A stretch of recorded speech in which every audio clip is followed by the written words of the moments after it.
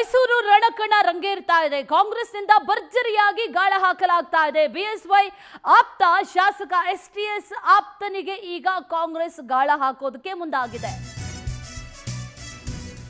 Election ಹತ್ತಿರ ಆಗ್ತಾ ಇದ್ದಂತೆ ಅನೇಕ ಬೆಳವಣಿಗೆಗಳಾಗುತ್ತೆ. ಬಿಎಸ್ವೈ ಆಪ್ತ ಶಾಸಕ ಎಸ್ಟಿಎಸ್ ಆಪ್ತನಿಗೆ ಕಾಂಗ್ರೆಸ್ ಈಗ ಗಾಳವನ್ನ ಹಾಕ್ತಾ ಇದೆ. ಮಾಜಿ ಮೂಡಾ ಅಧ್ಯಕ್ಷ ಎಚ್.ವಿ. ರಾಜೀವ್ ಕಾಂಗ್ರೆಸ್ಗೆ ಮಾರ್ಚ್ 27ಕ್ಕೆ ಸಿಎಂ ನೇತೃತ್ವದಲ್ಲಿ ಕಾಂಗ್ರೆಸ್ ಪಕ್ಷ ಸೇರ್ಪಡೆಯಾಗಲಿದ್ದಾರೆ. ಈಗಾಗಲೇ ಬಿಜೆಪಿಗೆ ರಾಜೀನಾಮೆಯನ್ನ ಕೂಡ ಕೊಟ್ಟಿದ್ದಾರೆ ಎಚ್.ವಿ. ರಾಜೀವ್. ಲೋಕಸಭಾ ಚುನಾವಣೆಯ ಹೊಸ್ತಿಲಲ್ಲಿ ಸಿಎಂ ಸಾಕಷ್ಟು ರಣತಂತ್ರಗಳನ್ನು ಮಾಡಿಕೊಳ್ತಾ ಇದ್ದಾರೆ. ಕೆಆರ್ ಕ್ಷೇತ್ರದ ಬಿಜೆಪಿ ಟಿಕೆಟ್ ಆಕಾಂಕ್ಷಿಯಾಗಿದ್ರು ರಾಜೀವ್. ಆ ಸಂದರ್ಭದಲ್ಲಿ ಟಿಕೆಟ್ ಸಿಕ್ಕಿಲ್ಲ.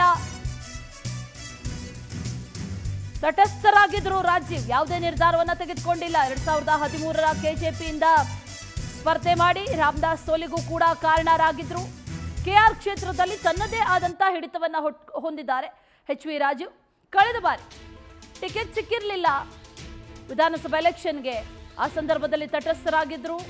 ಆ ನಂತರದಲ್ಲಿ ಈಗ ಅವರಿಗೆ ಕಾಂಗ್ರೆಸ್ ಗಾಳವನ್ನ ಹಾಕ್ತಾ ಇದೆ. ಶ್ರೀ ಸೋಮಶೇಖರ್ ಅವರ ಆಪ್ತ ಎಚ್.ವಿ. ರಾಜೀವ್ ಕಾಂಗ್ರೆಸ್ಗೆ ಮಾರ್ಚ್ 27 ಅಧಿಕೃತವಾಗಿ ಸೇರ್ಪಡೆ ಆಗ್ತಾರೆ ಅನ್ನುವಂಥ ಮಾಹಿತಿ ಕೂಡ ಈಗ ಲಭ್ಯವಾಗ್ತಾ ಇದೆ. ಬಿಎಸ್ವೈ ಆಪ್ತರು ಕೂಡ ಹೌದು. ಜೊತೆಗೆ ಕ್ಷೇತ್ರದಲ್ಲಿ ತಮ್ಮದೇ ಆದಂಥ ಪ್ರಾಬಲ್ಯ ಹಿಡಿತವನ್ನ ಹೊಂದಿದ್ದಾರೆ.